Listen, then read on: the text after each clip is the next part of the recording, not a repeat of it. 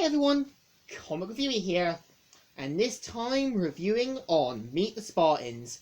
Now, as you know, Meet the Spartans was a 2008 comedy film that was directed by the same people who gave us films like Epic Movie, Disaster Movie, and Date Movie. Now, the film itself is meant to be a parody of the 2007 film 300, as well as joking about the graphic novel done by Frank Miller, as well as the comic book series as well. And even the film acknowledges this as well, and even jokes about it. So pretty much the film is meant to basically be taking the mick out of the film 300 with certain jokes. For example, with the opening where basically the Spartan elder inspects the babies, one of which, the ugly one, are either abandoned to die for their deformity, while the second one, which are Vietnamese, is adopted by Brad Pitt and Angelina. And keep in mind, Brad Pitt and Angelina constantly adopt children during their relationship. And pretty much throughout the film is meant to joke about how King Leonidas goes against King Xerxes. So pretty much the characters are meant to be much different than the film itself. For example, King Leonidas throughout his childhood was meant to have this big over-the-top beard and is portrayed as a bit of a dumb idiot.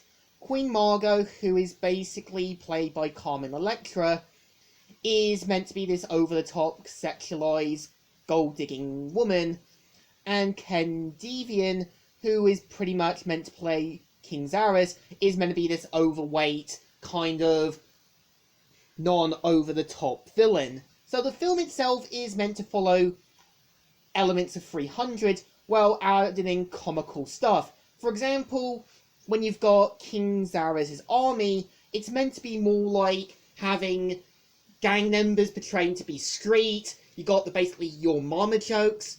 And keep in mind, since the film does have a low budget, they pretty much have to use green screens to kind of nullify that to have a more bigger army.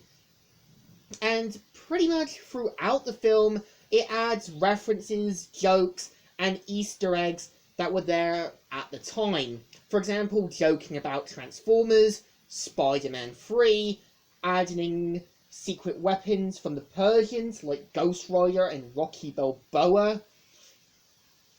And also, as well, I still think some of it is unnecessary, but I know since it's like from the same directors that did Epic and Disaster Movie, they're kind of known to throw in a lot of references. Again, when you look at film like the Disney film Hercules from Disney and the TV show, you kind of feel like they did it better, as it was meant to keep in current with what Greek culture was, but adding in a few modern twists, but differently.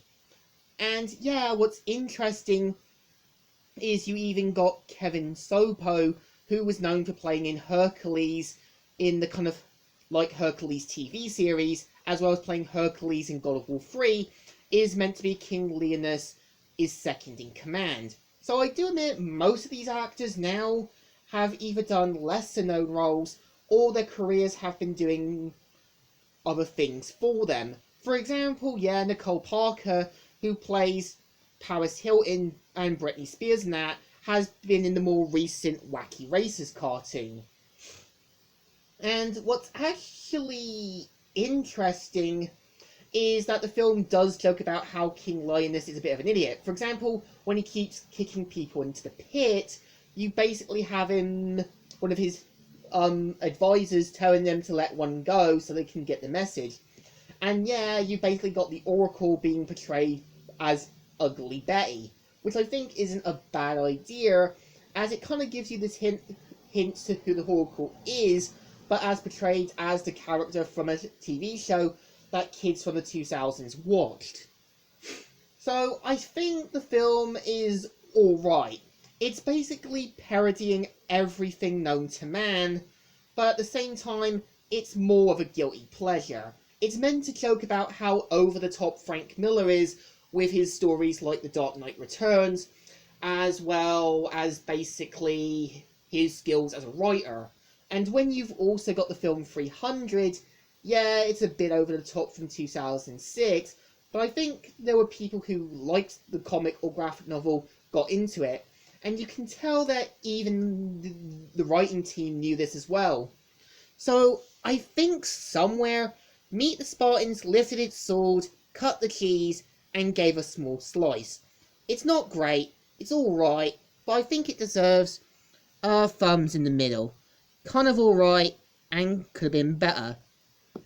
So, Comic Review here, signing out.